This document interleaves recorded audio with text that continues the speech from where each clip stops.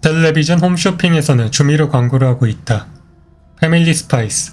가격은 10g에 79만 9천원. 금값이라는 말은 적당하지 않다. 금은 오래오래 남기라도 하지. 이건 먹으면 사라지는 조미료니까. 대체 이 이상한 사치품을 누가 사는 걸까 싶겠지만 김노인의 아들은 아빠를 위해 진지하게 이걸 살지 고민하고 있었다.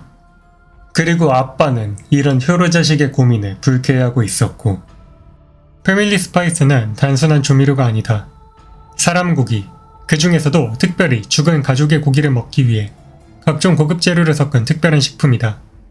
가족의 고기를 먹는 것은 정신적으로 고통스럽기도 하고 대부분의 가족들은 자신이 언제 죽을지 예상하지 못하여 고기의 후처리가 그리 깔끔하지 못해 냄새가 지독하다 보니 제대로 먹기 위해서는 이런 조미료가 필요하다는 것이 업체의 설명이다. 이런 해괴한 물건이 상식처럼 판매되게 된 것은 두 개의 비극적인 발견 때문이었다. 첫 번째는 4, 5세기였다. 한 과학자가 어느 날 영혼과 신의 존재를 증명해냈다. 정확히는 영혼은 존재하지만 신은 존재하지 않음을 증명했다. 이는 종교의 패배를 의미했지만 그게 딱히 과학의 승리로 이어지진 않았다. 이게 얼마나 끔찍한 발견인지 알려지기까지는 그리 오랜 시간이 걸리지 않았다. 영혼은 투명하기에 빛이 망막을 반사하지 못해 앞을 보지 못한다. 영혼은 모든 것을 투과하기에 어떤 냄새도 촉감도 느끼지 못한다. 영혼은 지평좌표기로 고정할 수 없기에 죽음과 동시에 그 자리에 멈춰버리고 지구는 영혼을 버리고 날아가게 된다. 그리고 그런 영혼을 보살펴줄 신은 존재하지 않는다. 그러니 인간은 죽고 나면 공허만을 보고 무음만을 들으며 아무것도 느낄 수 없다는 현실 속에서 자의식이 무너질 때까지 소리 없는 비명을 지르다 망가질 운명이다. 수많은 사람들이 이 이론이 틀렸음을 증명하기 위해 노력했고 실패했다. 모든 인간이 죽으면 지옥에 간다는 사실이 밝혀진 후 많은 것이 변했다. 자살은 줄었다. 이젠 어떤 현실을 살더라도 죽는 이만 못하다는 말은 철없는 소리가 되었으니까. 살인은 늘었다. 자살 대신에 선택하기에 좋은 대체지니까. 사형은 사라졌다. 어떤 끔찍한 짓도 죽어 마땅한 것이라 판결할 수 없게 되었으니까. 군인과 같이 목숨을 걸어야 하는 직업들의 수는 크게 줄었다. 하지만 그런 직업의 필요성은 늘었다. IS와 같은 일부 집단들은 이 발견을 부정하고 더 날뛰었지만 이들을 막을 전문가들이 사라졌기에 세상은 더 큰 혼란에 빠지게 되었다. 혼란의 수년이 지나고 과학자들은 마침내 대안을 내놓았다. 이 모든 문제의 핵심은 영혼에게 육신이 없다는 것이다. 과학자는 새로운 사실을 공개했다. 죽은 인간의 몸을 살아있는 인간이 먹으면 죽은 영이 자신을 먹은 인간의 몸으로 들어간다. 그 영혼은 인간에게 아무런 물리적, 심리적인 영향을 끼치지 못하지만 그 사람이 느끼는 모든 것을 느끼고 보고 들을 수 있다는 것이다. 이 또한 끔찍한 발견이었지만 그렇다고 선택의 여지가 없었다. 인간은 사랑하는 사람을 먹거나 지옥으로 보내는 것 중에 선택해야만 했다. 처음에는 이 영혼을 Viewer 또는 관객령이라 불렀지만 죽은 영혼이 우리의 삶을 본다는 것에 거부감을 느낀 이들이 상당했기에 얼마 지나지 않아 Secondary Soul 또는 조령이라는 이름으로 불리게 되었다. 그 뒤에는 사회가 빠르게 바뀌어 나갔다. 원래 전 세계의 인간은 사건 사고 없이도 하루에 30만 명 정도가 죽는다. 사회가 빠르게 바뀌지 않으면 하루에 30만 명씩 지옥에 간다는 의미이기도 하다. 어떤 유튜버는 생방송으로 자신의 엄마를 먹었다. 어떤 연예인은 죽은 팬의 손가락을 먹었다고 한다. 그리고 사람들은 그것을 최고의 팬 서비스와 효도라 부르며 박수쳤다. 그리고 아직 이 끔찍한 카니발리즘에 적응하지 못하고 강한 불쾌감을 표하는 사람도 있었다. 김노인이 보고 있던 텔레비전에서는 한 나이든 탤런트가 자신이 죽으면 젊은 아이돌 그룹을 초대하고 싶다는 우스갯소리를 하고 있었다. 젊은 몸뚱아리를 즐기고 싶다는 소리를 돌려 말하는 것이다. 간만에 아들과 며느리, 손자까지 집에 놀러와 떠들썩해진 분위기는 즐거웠지만 이런 끔찍한 농담을 들으며 웃는 손자는 도저히 그냥 참아줄 수가 없었다. 김노인은 텔레비전을 끄고 손자에게 훈계했다.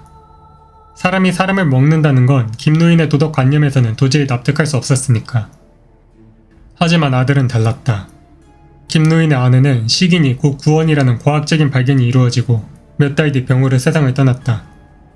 이 당시에는 이 발견의 진위 여부를 두고 논란이 많았기에 아내를 먹을 것인지를 두고 갈등이 있었고 결국 김노인의 반대로 아내는 먹히지 않고 화장되었다. 김노인의 아내를 가장 사랑한 것은 김노인일 테니까 아들도 불안에 떨면서 김노인의 의사를 존중해 주었다. 그렇게 김노인의 아내는 지옥에 갔고 아들은 평생에 걸쳐 이 사실을 후회했다. 시긴의 구원을 믿지 못하는 김노인은 자신이 아내를 잡아먹지 않았다는 이유로 아들에게 모욕을 당하는 것을 참기 힘들었고, 아들은 어머니를 지옥에 보내고도 이제 내 아들까지 지옥에 보내려 드는 아버지를 용서할 수 없었다. 며느리가 둘 사이에 화해를 조성하려 노력해 2년 만에 만난 부자였지만 둘은 사소한 텔레비전 토크쇼의 폭발에 다시 싸우고 말았고, 분을 사귀지 못한 아들은 손자와 며느리를 데리고 집을 뛰쳐나갔다. 아들 입장에서는 아빠와 화해할 이유가 없었다. 이 시대에는 죽은 뒤에야 비로소 영원히 함께할 수 있는 세상이다. 죽고 나면 아빠는 모든 진실을 알고 인정해 줄 텐데 굳이 지금 이렇게 힘을 뺄 필요가 없었다. 아들과 며느리, 손자가 떠난 뒤 김노인은 참았던 기침을 토해냈다. 기침과 함께 주먹만한 핏덩어리가 튀어나왔다. 아들에게 들킬 게 무서워 병원에 가진 않았지만 이게 정상적인 사람의 몸일 리 없었다. 김노인은 아직 아들이 자신을 사랑한다 믿었고, 아내를 지옥에 보낸 트라우마 때문에 반드시 자신을 잡아먹게 될 것이라 생각했다. 그리고 그게 김노인을 너무나도 두렵게 했다. 김노인은 그냥 평화롭게 죽고 싶었다. 죽기 전 아들의 손을 잡고 편안한 작별을 하고 싶었다. 그릴이 아니라 화장터에서 몸이 불살라지길 원했다. 하지만 이 세상은 그게 그렇게 큰 사치인 세상이 되었다. 화장실에서 피를 닦아내던 중 며느리가 돌아왔다. 김노인은 며느리가 항상 고마웠다. 마냥 모자라기만 해보이던 아들과 사는 것도, 그리고 아들처럼 고집을 부리지 않고 자신의 이야기를 들어주는 것도, 거기에 오늘처럼 아들과 화해까지 시켜주려 노력하는 모습까지 보니 항상 가족을 위해 애써주는 모습에 대한 고마움과 잠깐의 화를 이기지 못하고 그 기회를 차버린 것에 대한 미안함이 공존했다. 김노인은 자신도 모르게 변명을 시작했다. 이건 김노인이 먼저 화를 낸 게 아니었다. 아들이 멍청한 과학자들의 사기에 속아 날 뜯어먹으려 하는 건데 그걸 참을 순 없지 않겠냐.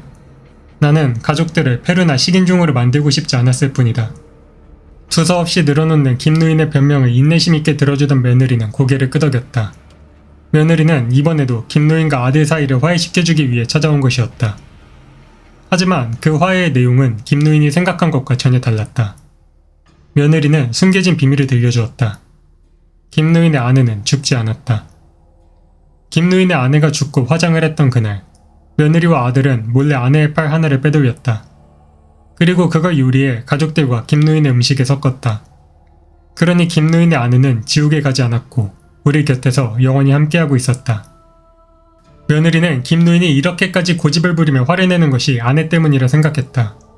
김노인이 시긴을 인정하면 자기 손으로 아내를 지옥에 보냈음을 인정하는 거니까. 그러니 이 이야기를 들려준다면 김노인도 고집을 꺾고 아들과 화해하지 않을까 생각했다.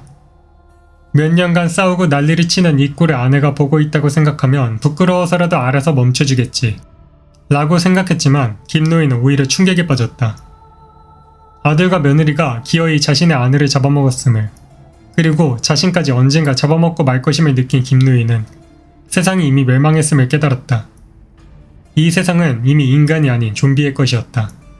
바이러스로 감염되어 피와 침으로 전염되는 것이 아닌 과학으로 감염되어 공포와 교육으로 전염되는 식인종들. 그리고 김노인은 혼자의 힘으로 이 멸망한 세상을 살아가기에는 너무 나이든 채였다. 김노인은 며느리에게 자신은 먹지 말아달라 간청하고 아파트에서 떨어졌다.